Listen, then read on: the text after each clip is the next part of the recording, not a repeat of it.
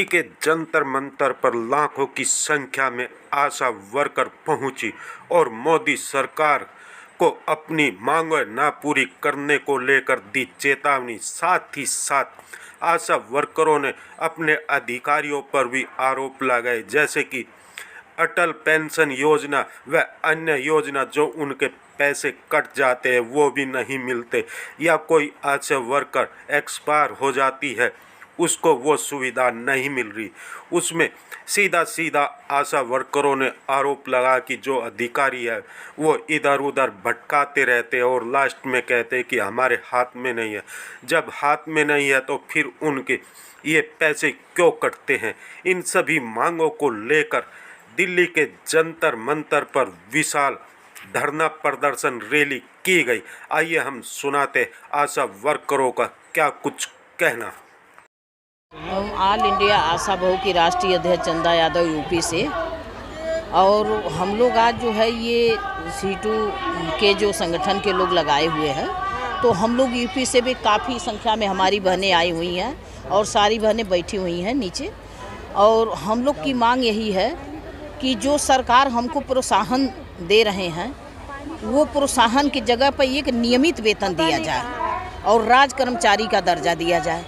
और पूरे देश की बात है, यूपी की भी बात है कि हम लोग कई बार आंदोलन और धरना प्रदर्शन किए कि जो है हम लोग को एक नियमित वेतन दिया जाए, लेकिन सरकार सुनने को तैयार नहीं है। इसलिए जो है हम लोग अब ठान लिए हैं कि यहाँ के आंदोलन के बाद हम लोग लखनऊ में जो है फिर अनिश्चितकाल जो है हर देश प्रदेश में हम लोग आंदोलन करेंगे, और तब तक करेंगे जब तक सरकार हमारी बातों पर ध्यान नहीं। जो हम लोगों का बीमा हर माह में कट रहा है, तो मान लीजिए आज हमारी 4 बहनें चली गई हैं, उन लोगों की कोई सुनवाई नहीं हो रही है।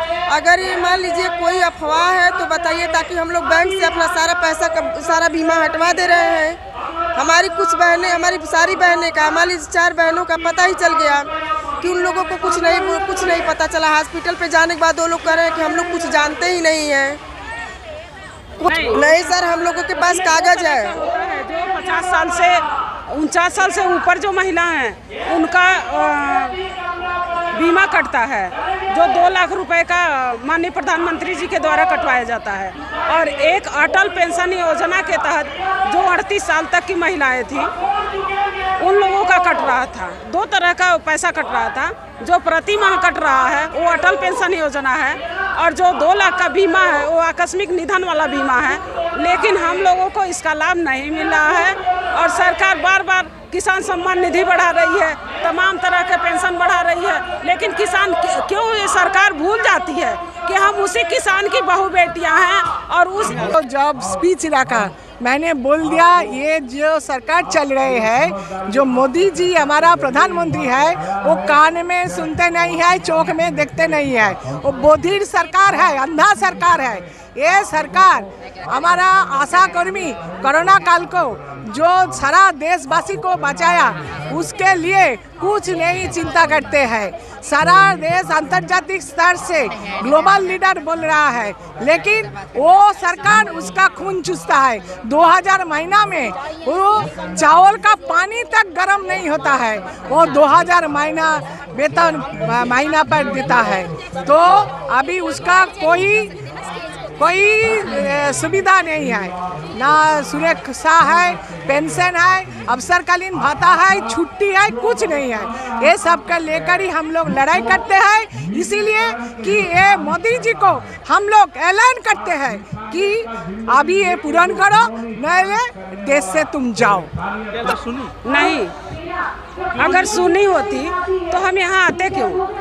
आने का मकसद ही नहीं रह जाता। तो क्या मांगे आपकी? मांगे वही है कि जिस तरह से मजदूर 400 लेके जा रहा है, अगर 400 की रेशियो से हमको भुगतान करते हैं तो कम से कम 12-15 हज़ार हमारा होता है टीए लेकर के, तो वही 15 हज़ार वेतन हमारा लागू कर दें, फिर हम लोग संतुष्ट होकर के अपना कार्य करेंगे।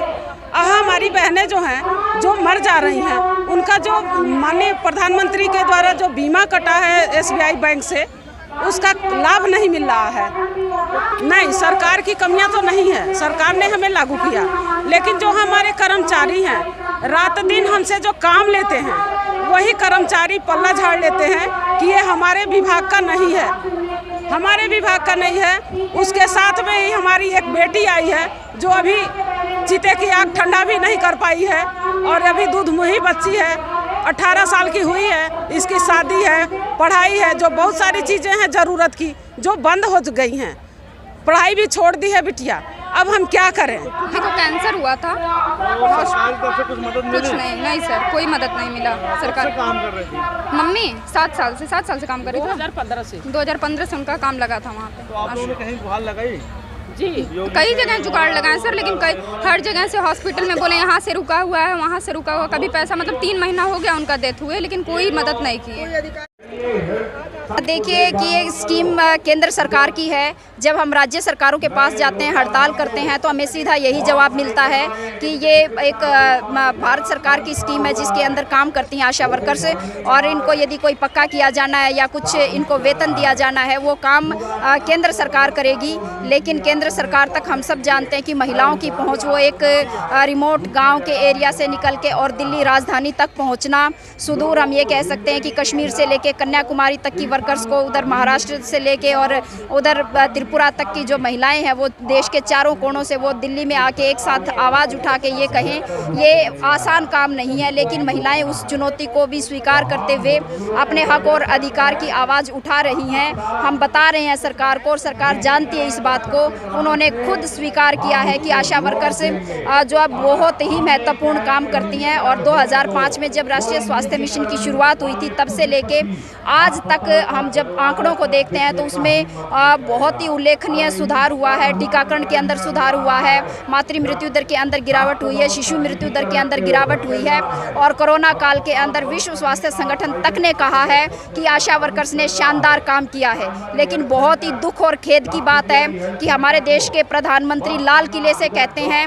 कि वो जो है ग्रामीण महिलाओं को लखपति बनाएंगे, लेकिन ये गाँव की महिलाएँ जो गाँव की दूसरी महिलाओं को स्वास्थ्य सुविधाएं पहुंचाती हैं उनके लिए वो कोई आवाज़ नहीं उठा रहे हैं, बात नहीं कर रहे हैं, और बात करने से अलग वो उनके श्रम का शोषण कर रहे हैं। और इसके लिए देश की 10 लाख से ज़्यादा आशा वर्कर्स के अंदर बहुत ज़्यादा गुस्सा है, और आज वो अपना गुस्सा प्रकट करने के लिए यहाँ जंतर मंतर पहुँची हैं।